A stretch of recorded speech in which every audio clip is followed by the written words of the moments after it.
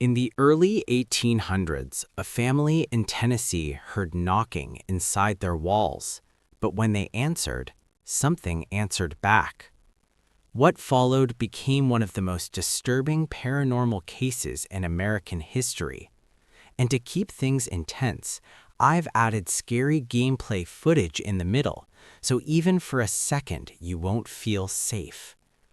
Turn off the lights, because this story never really ends.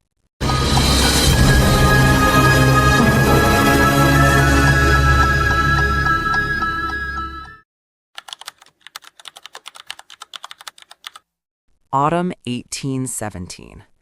A quiet farmhouse on the Red River. John Bell Sr. swept his hand over his brow as the afternoon sun dipped low over the Tennessee woods. The Bell family farm lay in northwest Robertson County near the lazy Red River, and on this September day of 1817, the fields were golden with promise. John's wife Lucy stoked the hearth in their log cabin kitchen while their children, 11-year-old Betsy and her brothers Drew and Richard, played on the porch. All seemed peaceful. The cicadas droned, the oak trees rustled above, and the river murmured in the distance. That peacefulness shattered the instant Betsy spotted the pale figure of a young girl in a green dress swinging slowly from a limb of the ancient oak just beyond the porch. The child's hair blew in the breeze, and her feet pumped the air as if dancing. Betsy's lips parted in wonder. The girl's face was obscured by shadow, but an uneasy whisper curled through Betsy's mind. "I mustn't stare." John stepped out to check the fields and saw something darker at the tree line, a large black dog with eyes that seemed to glow.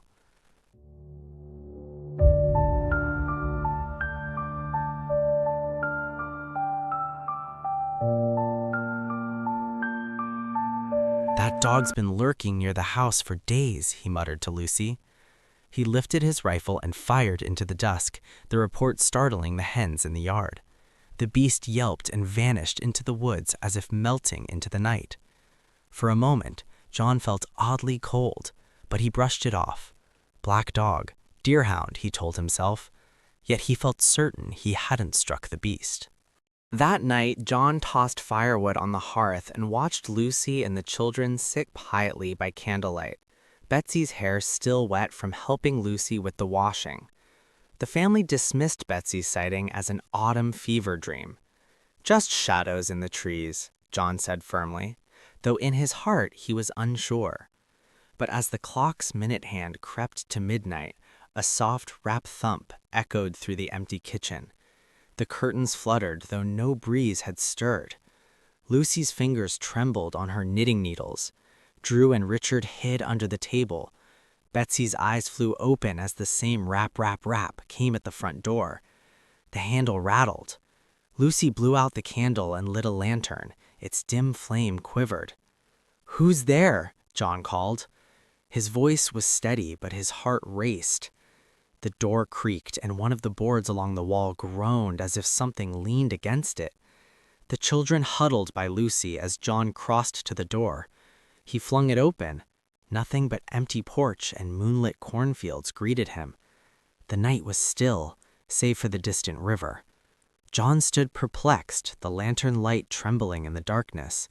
He closed the door, brushing off the chill that crept up his spine. Winter 1817. Unseen torments. The next weeks saw the farm shrouded in winter's early frost. Fires popped in the hearth, trying to banish the creeping chill. But sleep was slipping away from the Bells. For 3 nights running, the family was awoken by scratching noises in the rafters or the sound of chains being dragged across the floor.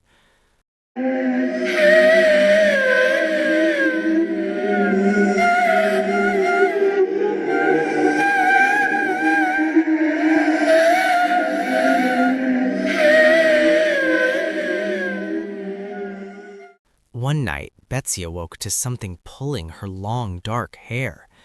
She snapped on the dim oil lamp and saw no one in her room.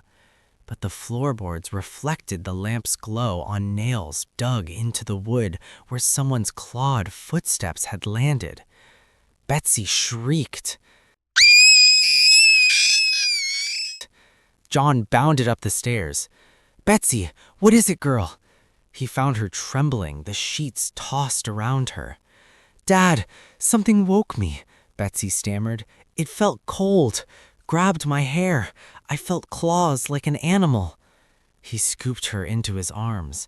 Lucy clutched her rosary. That very night, as John locked the bedroom door, a voice hissed just outside in the hallway, a harsh female whisper. "Ye took what was mine." The air in the corridor turned icy. John slammed the door. His breath steamed as panic fluttered in his chest. Lucy had tried to comfort Betsy by holding her close, but Betsy felt a wet chill on her cheek, as if the voice had spit in her face. Days later, John awoke on the hearth, mid-meal. He stood, fork poised in his hand, baffled. The food in front of him was untouched, yet he had no memory of eating. "The devil has done something to me," he muttered. His speech felt slurred, despite his heart beating fiercely under his shirt. Amidst this growing terror, a family friend came to help. James Johnston, a local farmer and devout man, arrived with his eldest son one candlelit evening of 1818. The bells lay tossing on their mattresses while James and young John dozed on the floor of the modest cabin. Before midnight, James was roused by a scuffling sound near the door. He thought little until a chair lurched across the floor by itself. Soon, invisible hands plucked at his bedding. James sat up and challenged, "Spirit, show yourself or be gone." The candle flickered furiously. Out of the shadows came a soft, mocking sigh, impossibly childlike, and then the faint echoes of a singing hymn, out of tune.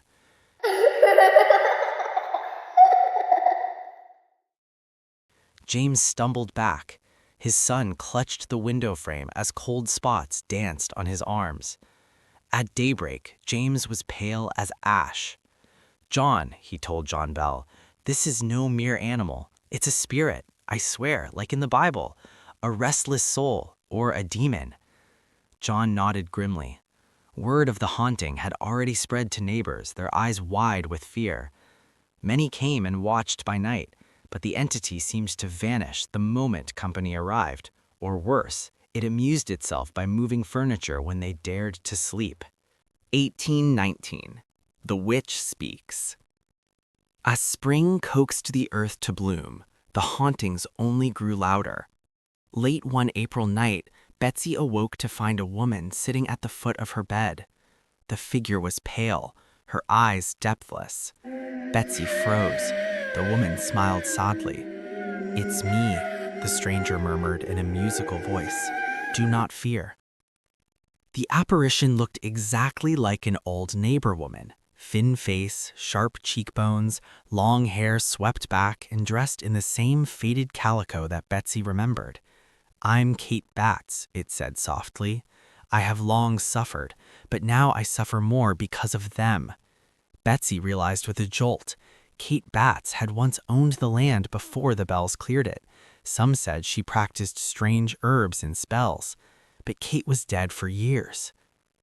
The ghost's lips curled. "Old Jack Bell brought this on me," it spat. "He will pay." With a nod of the head, the woman vanished into mist. The room grew still, but Betsy's skin was bristling. Now the Bell Witch had a name and an accusation.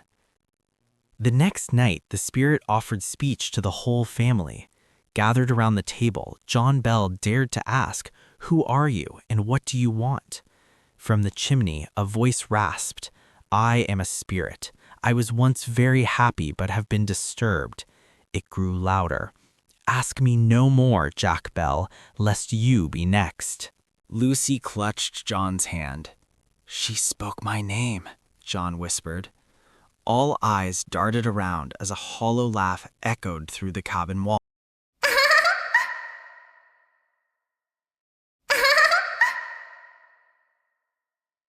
walls. Small objects clinked in the next room. Despite terror, John's voice rang out, "Name yourself!" A laugh, high and chilling, answered, "Call me Bell Witch. Call me Old Kate's Witch." The lights fizzed. Cold gusts blew out their candles. Lucy's throat tightened at the mention of Kate Batts, a woman who had once threatened the family with curses. That month, curious travelers came from miles around, drawn by stories of the talking spirit. One summer's day, a curious Englishman visited, testing the creature. He asked, "What might my father in London say of this tale?" The response was instantaneous in a thick English accent. He would say, "Stupid child, come now." The man nearly fainted and fled. Another visitor, a respected neighbor's son, spoke aloud of his Dutch grandmother, and the entity immediately mimicked the old woman's voice, scolding the boy for staying up late. The crowd gasped. No one could explain how it knew. Yet, in the midst of chaos, the spirit sometimes showed kindness, particularly to Lucy.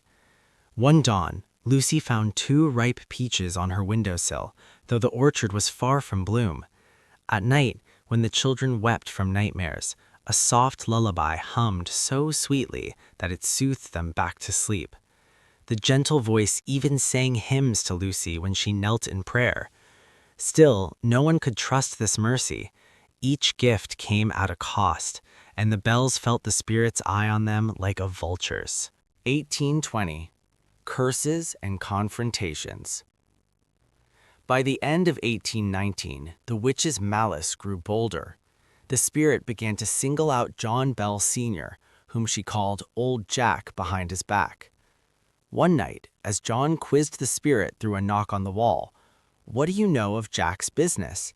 the unseen voice snarled, "I know old Jack will live but 1 year more." John's hand shook as the rasp of the voice faded. He excused himself to the shadows, whispering to Lucy, "It's counting down."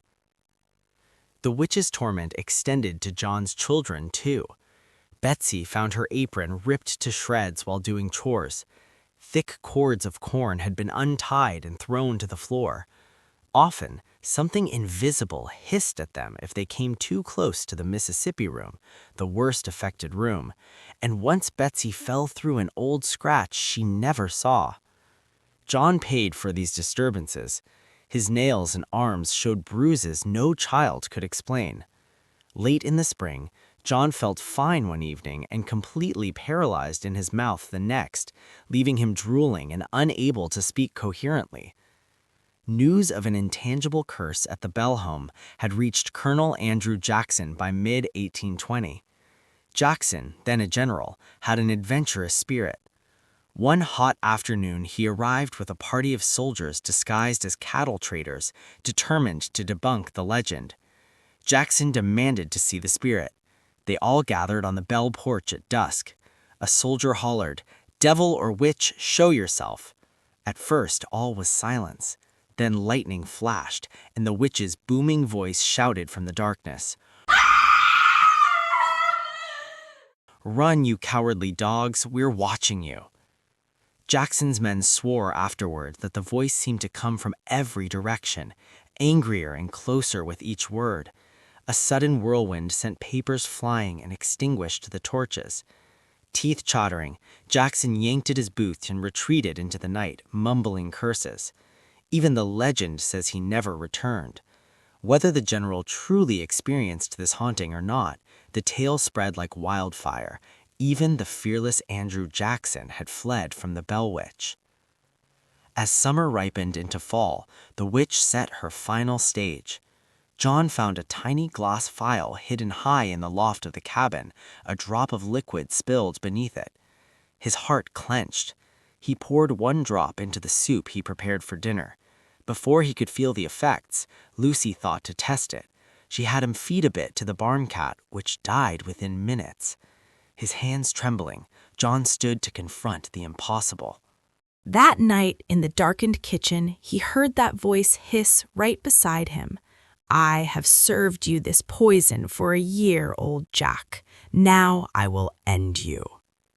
John recoiled, bumping the table. "Enough," he roared. "Stop this madness." The wind screamed through the chimney as if the house itself were howling. John grabbed the hair on the back of his neck, feeling breath on his ear, not his own, then nothing. By December of 1820, John Bell's health was beyond saving. He lay listless for weeks, racked with pain. On the last clear night of the year, the family gathered one final time around the hearth. John propped up by pillows, Lucy by his side. Upstairs, Betsy prayed for a miracle. At midnight, the candlelight flickered violently as the witch began to sing. It was a garbled, mocking version of a drinking song, her voice echoing hollowly in the darkness. "Bells will drink up all their tea, rock-a-bye, drink-a-bye, rock-a-bye," she chanted. The windows rattled, then fell silent. When dawn broke, John's eyes were closed forever. Lucy screamed into her apron, and Betsy clutched her mother as if freezing. The room felt deathly quiet. Outside, a black dog howled softly by the gate, then loped into the mist. No one saw a figure leave the Bell's yard, but a single red bloom of hawthorn fell at John's feet, the witch's final offering to the man he had been. 1821 and beyond. Lingering fear. The Bells buried their father on a cold December afternoon. Neighbors whispered that at the graveside they heard a woman's footsteps pounding on the barn roof and a distant cackle drifting in the wind. The witch had won. She had claimed old Jock. The mourning family was shattered and silent. Betsy and Lucy packed their grief with the only words the witch had left them. In a faint voice from beyond, the spirit had promised it would return in 7 years. So Betsy never married Joshua Gardner, fearing the witch might indeed wait for revenge. Lucy laid fresh fruit on the dinner table each morning, torn between horror and habit after seeing them appear like gifts the spirit once offered. The nights remained long and haunted. When the candle burns low, Lucy sometimes thinks she hears a whisper in the next room, just out of reach. Even now, in the empty hollows of that Tennessee farm, they say strange things still slip into silence. Some nights a solitary fiddle plays in the distance, though there is no one to bow it. Others say a shape with long dark hair stands at the old Bell cottage window, gazing into the moonlight. Watching. The Bell Witch never left for good. She only faded, leaving behind a lingering question in every shadow. What was it that truly lived on this quiet Tennessee night? If you enjoyed the video, please like, share, and subscribe. It really means a lot because these videos take a huge amount of time to create. We bring you new videos every week, so hit that like button and stay tuned. Bing!